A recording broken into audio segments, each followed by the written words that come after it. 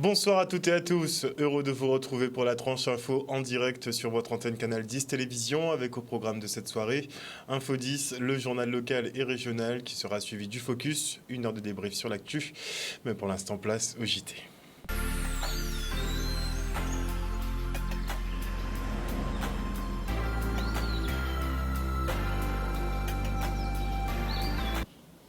Nous sommes le mercredi 26 avril 2023 et aujourd'hui l'IEDOM dresse le bilan économique 2022 qui marque une reprise malgré les tensions liées à l'inflation. Une année favorable pour les entrepreneurs qui ont quand même de grosses dettes dont ils doivent s'acquitter. Concernant les PGE, les prêts garantis d'État, 559 millions restent à rembourser sur les 637 millions accordés. L'activité touristique se redresse nettement depuis l'épidémie de Covid, avec un nombre de passagers en augmentation de 63% comparativement à 2020-2021. Pour la croisière, bon, c'est pas tout à fait ça, ça reste encore très morose. La hausse du prix des billets d'avion représente quand même un frein potentiel à l'activité touristique, ça il faut le noter. Et notez aussi que la collecte de TVA et d'octroi de mer s'élève à 530 millions d'euros sur 2022, soit 3,5% de plus sur un an. On fait le point. Globalement, l'année 2022 était une année de reprise, après 2 années 2020 et 2021 qui ont été évidemment très impactées par la crise Covid. Donc une année plutôt favorable, tirée en particulier par le secteur du tourisme, puisqu'on a donc un nombre de touristes qui sont revenus en Guadeloupe relativement important. Et on est aujourd'hui à peu près à 86% voyez, du chiffre d'avant 2019, ce qui est de bonne performance et qu'on ne retrouve pas d'ailleurs dans l'ensemble de l'outre-mer. Malgré des craintes sur les prix des billets des avions qui ont fortement augmenté déjà, et si ça se poursuivait, ça pourrait effectivement entraver ce secteur. Pour le BTP, c'est un secteur qui a connu non pas une reprise mais une poursuite de l'activité, avec quelques difficultés notamment liées à la hausse des coûts, des intrants, des matières premières. Donc ça a quand même impacté le secteur.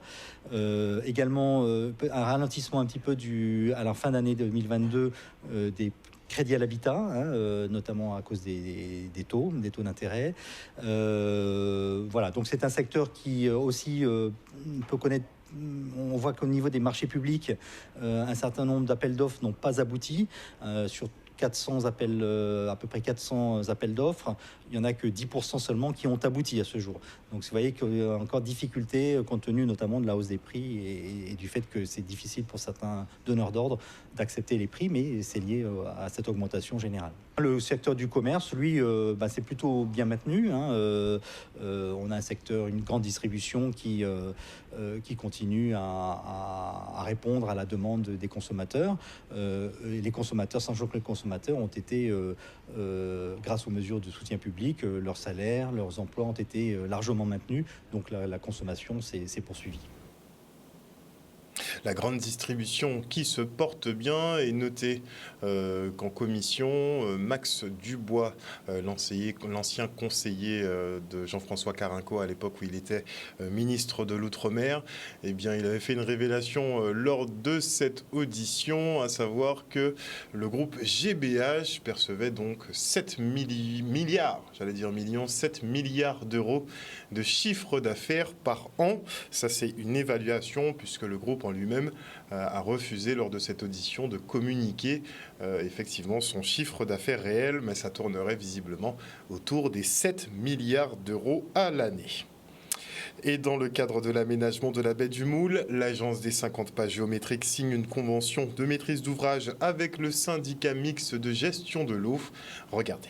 Nous conduisons effectivement aux côtés de la commune une opération d'aménagement sur le quartier donc, de la baie, précisément à l'impasse Christiani, donc sur la zone des 50 pas géométriques. Nous refaisons effectivement la voirie, la route, et nous faisons aussi des réseaux, et notamment des réseaux d'assainissement et d'eau potable. Et dans ce cadre-là, donc, nous avons souhaité signer une convention avec le SMGEAG, donc le syndicat mixte de l'eau, parce que c'est lui qui a la compétence pour l'exploitation de cet ouvrage. Nous sommes compétents pour les financer et les créer, mais nous ne sommes pas compétents pour les exploiter. Donc c'est pour cela que nous avons signé cette convention, pour que l'ouvrage soit réalisé conformément aux attentes du SMG et que derrière, effectivement, le SMG puisse en récupérer l'exploitation, sachant qu'il n'aura rien à débourser dans ce cas de figure, parce que c'est l'agence qui finance l'intégralité. La ville du Moule avait sollicité les 50 pas depuis 2018 pour réaliser des travaux qui se trouvaient dans son périmètre, 50 pas géométriques dans cette ville. Et donc, dans la mesure où ces travaux concernaient aussi cette partie réhabilitation, mais aussi la question de la réduction d'eau et de l'assainissement dans ce secteur. Donc, c'est la raison pour laquelle, en tant qu'acteur opérateur unique sur le territoire de la Guadeloupe, nous avons donc signé cette convention pour permettre aux 50 pas de réaliser cette opération. À l'issue de cette opération, donc, cet ouvrage nous sera remis et par conséquent, le SMGAG va pouvoir poursuivre l'entretien, va pouvoir assurer le quotidien auprès de cette population moulienne, mais aussi auprès de la population guadeloupéenne dans son ensemble. Voilà. Un reportage de Maxime Morel. Et la CIMAD, une association de solidarité avec les personnes migrantes, réfugiées et en demande d'asile, interpelle sur le sort réservé à ses survivants. En 2022, 412 personnes ont été placées en rétention administrative en Guadeloupe et souvent dans des conditions désastreuses. La CIMAD signale donc les atteintes graves aux droits fondamentaux de ces êtres humains et demande la fermeture des centres de rétention. On les écoute. Alors la CIMAD, c'est une association de solidarité avec les personnes migrantes, exilées, réfugiées. Et donc on fait à la fois de l'accompagnement individuel, mais on lutte également pour un meilleur accès aux droits des personnes migrantes, en faisant de la sensibilisation, du plaidoyer, du contentieux, voilà, dans une démarche collective. Pour la Guadeloupe, en 2022, 412 personnes ont été enfermées. C'est un chiffre qui révèle une nette reprise des enfermements après 2 années de Covid et de fermeture des frontières. On a constaté plusieurs atteintes graves aux droits fondamentaux, en particulier le droit à un recours effectif, le droit d'asile. Et un autre constat qui est partagé au niveau national, c'est le placement, le recours à l'enfermement de manière disproportionnée et abusive pour des personnes sans prise en compte de leur situation individuelle. Donc ça conduit parfois à l'enfermement de personnes malades, de personnes parents d'enfants français ou des personnes en demande d'asile. Alors donc, au niveau national, nous avons 43 000 personnes qui ont été enfermées en centre de rétention administrative. Dont, et c'est important de le souligner, 27 000 dans les départements d'outre-mer, dont 26 000 à Mayotte, donc ce qui fait 15 000 personnes pour les centres de rétention administrative dans l'Hexagone. Donc on retombe sur des chiffres pré-crise sanitaire et on voit que ça reste un outil central de l'État français dans sa politique migratoire répressive. Et on le confirme d'autant plus qu'actuellement, il y a 4 centres de rétention administrative, des nouveaux centres de rétention administrative qui sont en train d'être construits. Ce qui montre que cette politique continue à être plébiscitée par l'État. Depuis 2019, une crise sans précédent a lieu en Haïti. Et depuis 2022, cette crise a atteint un niveau de violence généralisée et extrême sans précédent. Ces personnes continuent à être expulsées vers Haïti, alors qu'il y a un risque de traitement inhumain et dégradant grave pour ces personnes-là. Donc la préfecture de Guadeloupe et la préfecture de Saint-Martin continuent à expulser vers Haïti, alors même que le Haut Commissariat aux réfugiés a appelé à tous les États le 3 novembre à suspendre les expulsions vers Haïti et a appelé à examiner les demandes d'asile des personnes haïtiennes. Donc la CIMAD demande la prise en considération de ces hommes, de ces femmes et de ces enfants parfois enfermés dans les centres de rétention administrative. On demande la préservation des droits des personnes étrangères et enfermées. Et la CIMAD demande la fermeture de tous les centres de rétention et également les locaux de rétention administrative. Vu la politique gouvernementale du moment, ça ne doit pas être dans les tuyaux tout ça. Et l'expédition 7e continent fait escale en Guadeloupe pour sensibiliser à la pollution plastique dans le monde. Selon l'OCDE, 30 millions de tonnes de déchets plastiques se sont désormais accumulés dans les mers et océans et 109 millions de tonnes dans les cours d'eau. Il va falloir y remédier à un moment donné et ça passera par l'éducation des plus jeunes. Regardez. La mission de l'association Expédition 7e Continent a 3 volets. Le plus important, c'est le volet scientifique. Chaque année, depuis 13 ans, nous partons dans les gires océaniques où s'accumule ce plastique pour mieux comprendre son devenir. La deuxième action, c'est devant le MAC aussi. C'est nos actions de sensibilisation, la rencontre avec la jeunesse pour leur expliquer nos travaux et la problématique du plastique dans les océans. Et le troisième volet, c'est la mise en place de solutions à l'échelle nationale, voire internationale. Les ateliers de sensibilisation sont ici pour comprendre justement la pollution plastique des océans. Donc nous avons une première partie qui est le stand Expédition 7e Continent qui présente le constat en fait de la pollution des océans. Et puis ensuite, grâce à notre premier partenaire, donc Citeo, nous avons 2 stands de sensibilisation pour présenter des solutions. Et notamment donc un premier stand en partenariat avec WWF et Citeo, et Club Citeo plutôt, et qui permet de prendre conscience justement de l'itinéraire d'un déchet, puis ensuite de présenter nous ce qu'on évoque comme solutions et qui sont à notre portée. Donc les 3 R qui sont la réduction, le réemploi et le recyclage. Et donc on demande de citer des exemples pour chaque enfant présent sur les stands. Et nous avons un autre stand qui présente la durée de vie des déchets lorsqu'ils sont jetés à terre. Et donc c'est là où on aborde aussi le tri sélectif qui permet justement d'éviter les déchets abandonnés, de pouvoir les estimer dans le temps. C'est la jeunesse qui va grandir avec cette conscience environnementale. Les gens de ma génération, le changement de comportement est plus compliqué. Alors qu'eux, ils vont assimiler très rapidement tous ces gestes, ils vont comprendre aussi l'importance de ce geste-là. On ne peut pas passer à côté de cette génération qui a pris déjà conscience de ça, donc on le remarque. On est maintenant plus dans l'échange avec les enfants que dans la transmission, ils savent déjà énormément de choses, donc il faut aussi souligner le travail des professeurs, qui est indéniable et qui va dans le sens de toutes les associations qui œuvrent dans le tri sélectif et la protection de l'environnement. Et en parlant de gestes pour la planète, la marque de rhum aux épices Maroon lance sa propre consigne. L'entreprise spécialisée dans la fabrication de spice s'applique à récupérer les bouteilles en vue de les réutiliser. De quoi diminuer la production de déchets et vous permettre de refaire le plein avec une ristourne. L'abus d'alcool est bien évidemment dangereux pour la santé, ne l'oubliez pas. Mais l'idée reste quand même bonne. Regardez. Maroon, donc c'est une marque que j'ai créée avec des amis. En août, ça va faire 5 ans. Donc nous, on va proposer des spices, en fait, du rhum agricole retravaillé avec un mélange d'épices. On a 2 produits phares, le spice cannelle et le spice bois bandé. Mais on a aussi un 3e produit, qui est une liqueur, le cinnamon cocktail, toujours à base de cannelle avec un peu de sirop d'orgeat qui est beaucoup plus doux et beaucoup plus sucré.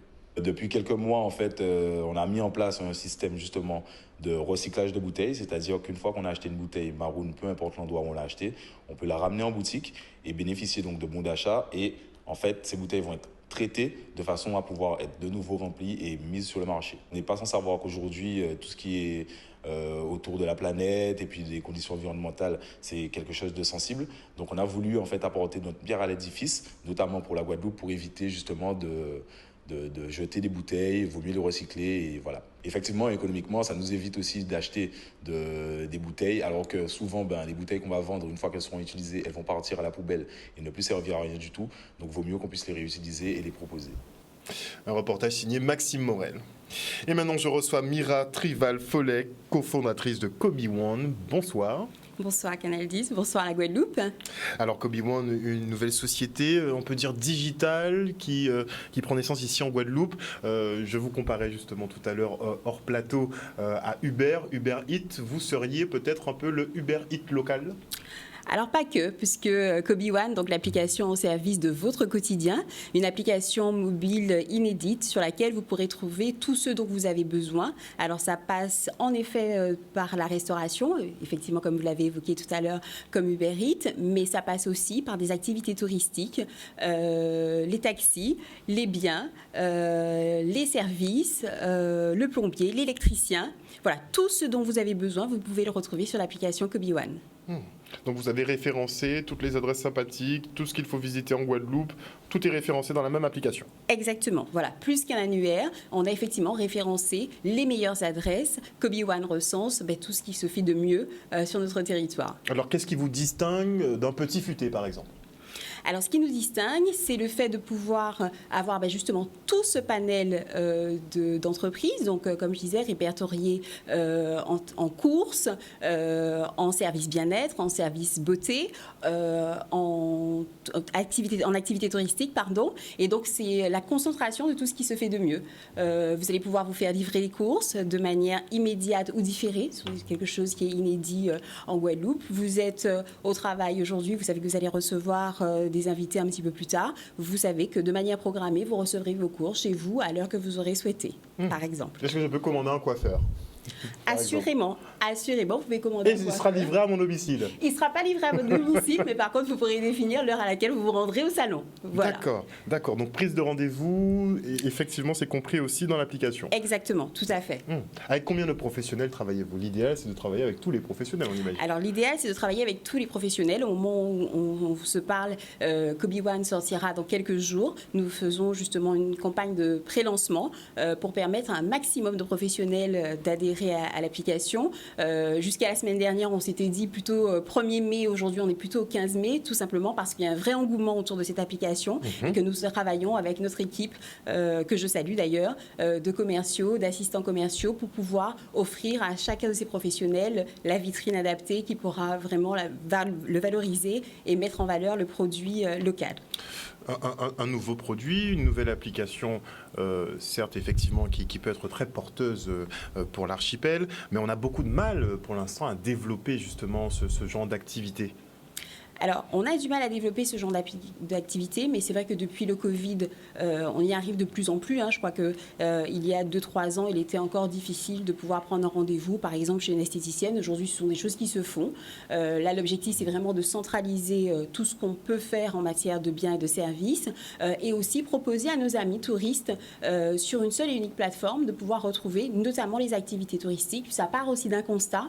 Il y a une récente étude de Calistat qui indique que 84% des touristes qui arrivent en Guadeloupe ont un billet d'avion, ont un hébergement, en général une location de voiture, mais après on les perd malheureusement faute de digitalisation de nos différents commerces. Et donc l'idée c'est ça, c'est de vraiment permettre... Donc on ne sait pas où ils dépensent leur argent, comment ils le dépensent. Exactement, c'est surtout plus que nous, c'est eux qui ne savent pas où dépenser réellement leur argent, parce que faute de digitalisation, ils sont un petit peu laissés pour compte. Alors bien sûr il y a les offices du tourisme qui font un travail extraordinaire, mais l'idée c'est vraiment d'avoir un maillage sur tout le territoire de tout ce qu'on est susceptible de pouvoir proposer et leur proposer à eux aussi. Alors j'ai été faire un petit tour sur l'Apple Store forcément pour voir les applications qui étaient déjà disponibles. Il y a 3 déclinaisons. J'ai vu qu'il y a Kobe One Pro, Kobe One Normal et Kobe One Drive. Ouais.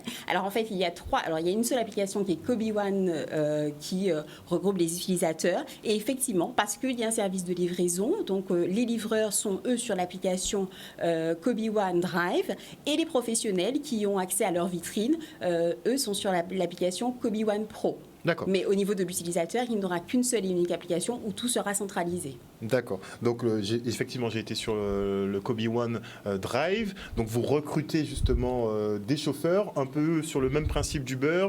On candidate, on a son véhicule, on peut prendre des prestations et avoir sa rétribution en échange. C'est exactement cela. L'avantage étant que sur cette offre de lancement, il n'y a même pas de commission prise, contrairement à Uber que vous avez cité, sur Kobe One. Voilà. Donc l'idée, effectivement, c'est que le maximum de professionnels, que le maximum de livreurs se rapprochent de nous afin de s'inscrire sur la plateforme. Comme je disais, notre objectif, c'est aussi d'avoir un vrai maillage sur le territoire, puisque les personnes qui seront, les professionnels qui ressortiront de vos recherches Kobe One seront en fonction de la géolocalisation. Donc quand vous allez chercher un plombier, vous aurez avant tout le plombier qui sera le plus proche de chez vous, ce qui permet de travailler aussi sur une économie de proximité, puisque des fois, on ne sait pas que le voisin a peut-être la compétence qu'on recherche. Donc proximité et disponibilité. Exactement, tout à fait. Et c'est là où on se distingue effectivement d'un annuaire ou du petit futé, comme vous l'avez indiqué tout à l'heure, puisque l'objectif, c'est pas simplement de recenser le numéro de téléphone, mais d'avoir la personne qui est disponible au moment où on le souhaite. On voit que le site, en tout cas, l'application est bien réalisée. Visuellement, c'est bien. Mais est-ce que les capacités, vous avez tout prévu en termes de capacité pour pouvoir recueillir toutes les demandes et faire en sorte justement que l'application ne rame pas ? Nous avons prévu tout ce qu'il fallait pour que l'application ne rame pas et nous avons prévu bien au-delà parce que notre objectif effectivement est avant tout sur la Guadeloupe et puis très rapidement envisageant un déploiement sur les Antilles-Guyane. Donc effectivement on a sur le plan purement technique, on s'est assuré que de pouvoir ne pas avoir effectivement ni de bugs et de pouvoir entre guillemets absorber toutes ces personnes qui seraient susceptibles de pouvoir télécharger l'application. Donc la Guadeloupe en test et après Martinique-Guyane. Pas en test, la Guadeloupe c'est chez nous, on a à cœur, pas en test, pas qu'en test, la Guadeloupe on a vraiment à cœur de pouvoir mettre en avant tous ces professionnels. Comme je dis, je pense que la partie Covid, le temps Covid nous permet de voir que quand il n'y a pas de touristes, il faut aussi faire des locaux les premiers touristes, je crois, de l'île. Donc non, nous avons à cœur de vraiment travailler avec la Guadeloupe. Kobe One est déjà en 7 langues, les 7 langues les plus parlées. Donc voilà, et puis après, Chinois inclus? Un mandarin inclus? Pas chinois, portugais. On n'a pas encore beaucoup allemand. de touristes de là-bas. Non. Mais ça viendra peut-être un jour. Voilà. Mais merci beaucoup en tout cas pour cette présentation. Merci à vous. L'application est donc déjà disponible sur les différentes plateformes. En tout cas sur l'Apple Store, c'est déjà disponible. Il suffit de s'inscrire. Tout à fait. Exactement, comme sur toutes les applications, mot de passe, adresse mail, et puis voilà. Et puis donc là, l'objectif, c'est de nous rejoindre en masse, et notamment grand appel au niveau des professionnels et des livreurs qui seraient susceptibles de pouvoir desservir la Guadeloupe. Et pas que la Guadeloupe, puisque nous travaillons aussi avec des transitaires pour permettre au niveau de Marie-Galante, aux Marie-Galantais et aussi... Il ne faut pas oublier les îles du Sud. Eh bien, bien sûr, bien évidemment. Les îles du Sud, l'idée, c'est qu'on puisse se faire acheter sur la Guadeloupe proprement dite ce dont on a besoin et pouvoir se faire livrer, donc aussi créateur d'emplois, puisque une fois arrivé sur Marie-Galante ou sur les îles du Sud plus globalement, il s'agira aussi d'avoir des livreurs sur ces différents sites pour amener chez vous, à votre porte, ce que vous aurez commandé. Et il passe tout simplement par l'application. Assurément. Merci beaucoup en tout cas Mira Trival-Folleg, je le rappelle cofondatrice de Kobe One, d'être venue sur ce plateau nous présenter donc votre nouvelle application qui permet de tout regrouper finalement et de vous faciliter la vie. Trouver un plombier, trouver un coiffeur, trouver une esthéticienne, enfin vous pouvez tout trouver par le biais de l'application, c'est géolocalisé. Tout à fait. L'application au service de votre quotidien, vraiment. L'application au service de votre quotidien. Exactement. Merci beaucoup. Merci à vous. Et on se rend maintenant à Bémao pour l'inauguration du City Stade Georges Hippodame. L'équipement sportif honore un des grands footballeurs ayant marqué l'histoire de l'USBM. Le reste en images.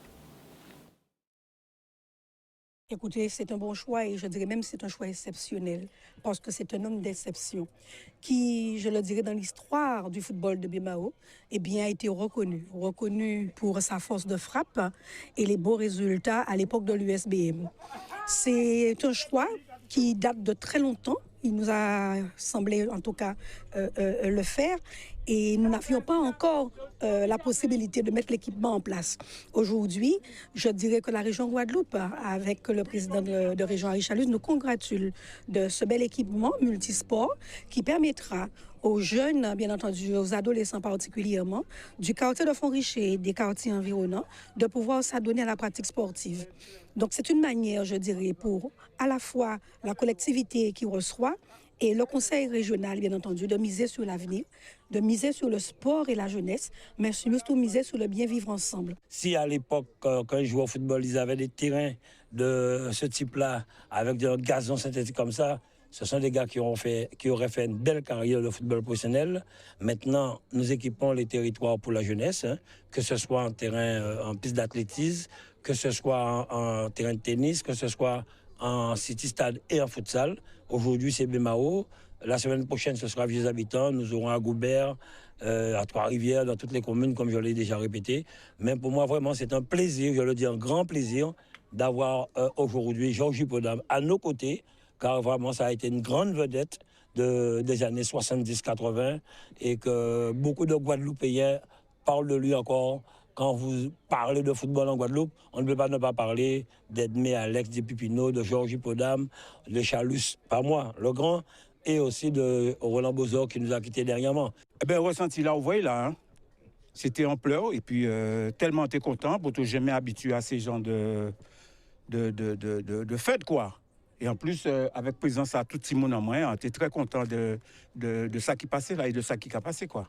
Voilà, oui. Si tu as un conseil à ces jeunes-là qui viennent sur le terrain la jouer, qu'est-ce que tu dis? Ben, un conseil c'est de faire les entraînements qu'il faut. Parce que moi, 4 h du matin, déjà plongé dans la mer à Bémao. Les 6 h du matin, j'ai parti Bémao, Calvaire, j'ai rentré. Et là, on retourne à City terrain basket à Bémao, on était qu'à faire 3 pas tous les jours. C'était du travail. Mais maintenant, la jeunesse d'aujourd'hui, il n'y a pas même fait d'échauffement. Et il y a qu'à jouer au football. C'est pourquoi il y a tout qu'à péter à tout moment. Mais pas jamais connaître ça en claquage. C'est tellement mieux d'honorer les Guadeloupéens de leur vivant. Franchement, on devrait faire ça plus souvent. Voilà, chers téléspectateurs, nous sommes arrivés au terme de ce journal. Merci pour votre fidélité à ce programme. N'oubliez pas que sur Canal 10 Télévision, vous faites l'information que nous diffusons. Le journal local revient demain à 18 h 30. Une bonne soirée à vous sur Canal 10. Bisous tout le monde.